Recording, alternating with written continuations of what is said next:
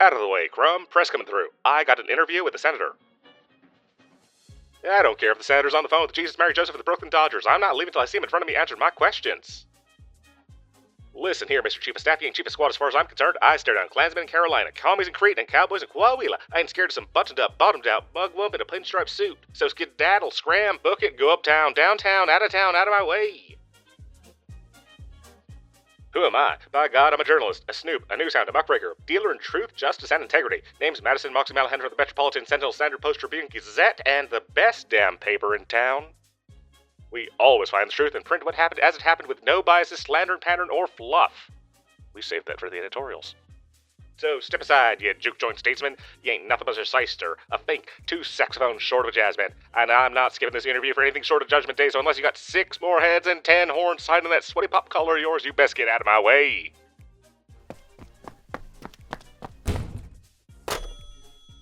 Your phone call is over, Senator. I got questions and you got answers. It's the 20th century. Times are changing before I can even finish writing it down. The world's spinning faster every single day and it ain't going to slow down for either of us. So speak up, hang up the horn. I gotta get this into the editor before the clock strikes 12 or I'm going back to the Granite State and I'm talking about it a pine box with a slow train if you catch my drift. First question. In ALA, Chester Poultry Corporation of the United States, the Supreme Court struck down the National Recovery Act of 1933, a major component of the New Deal legislation. How does this impact Congress's relationship with the Roosevelt administration? Do you agree with the majority of your caucus, and why did you break with him on the Smoot-Hawley tariff? Excellent quote. All right, on the foreign policy front, boy, do we have troubles. As a member of the Senate Committee on Foreign Relations, you got your ear to the ground on all of it. Admiral Horthy of Hungary is threatening war with Little Entente over the terms of the Treaty of Trianon, while Japan has invaded Manchuria. The League of Nations is fraying apart at the seams, and there's even rumors that the Brits are working on an atom bomb. Everyone to be Caesar, Charlemagne, and Nebuchadnezzar is out there looking for a fight, and we're one blown wig away from getting caught right up in the middle of the biggest dust-up since the original Great War. This is a troubled era of a troubled world. How closely is Congress monitoring these events? People will be glad to hear it.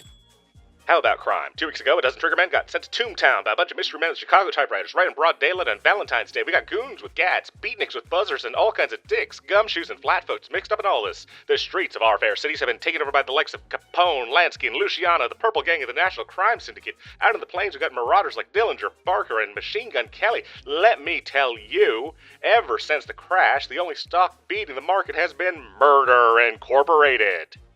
And the preacher Billy Sunday has accused you of being in doubt that prohibition is a sustainable policy. Care to comment, Senator? What's the cause of this madness, poverty, corruption, the rising popularity of professional football, and big band music amongst the youth? How much longer is crime gonna pay in our nation? Whoa, fiery words from our seemingly soft-spoken civic servant. Alright, so the year's biggest story, down in Oklahoma, soil erosion has led to a dust devil of biblical proportions, and speaking of the Bible, devastation has led to the biggest mass exodus since Moses. Is Congress preparing to help, or are these Okies being left to reap the whirlwind? Moving words from a pillar of the community. Alright, I don't want to keep you, but we gotta hit the big questions.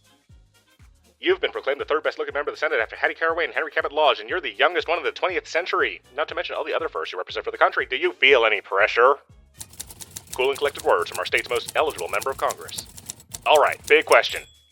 Do you think I'm a looker? You heard me, a looker. A fine sight for sore eyes, an eligible bachelor, the kind of stand-up citizen you like to see down on one knee, and real marriage material. Care to comment? Straight aces I am. I'm the most dash and charming chance-taking beat reporter this side of the bay, and this wild stallion has her eyes set on one sensational senator. Now, Senator, a new picture by Humphrey Bogart hits town this Friday, so why are you coming to the premiere? Who are you bringing, and why is it me? And what are you wearing? Where am I picking you up? And what do you think of the color red on me? The people need to know. Sensational. It's a date, Senator. I'll see you Friday. Now we gotta get this interview off to the presses, so I better make tracks. I'll be seeing ya.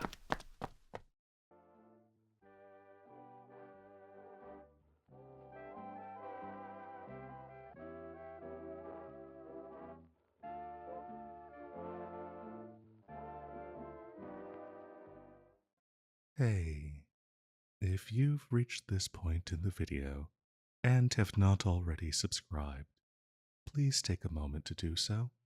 I really appreciate it.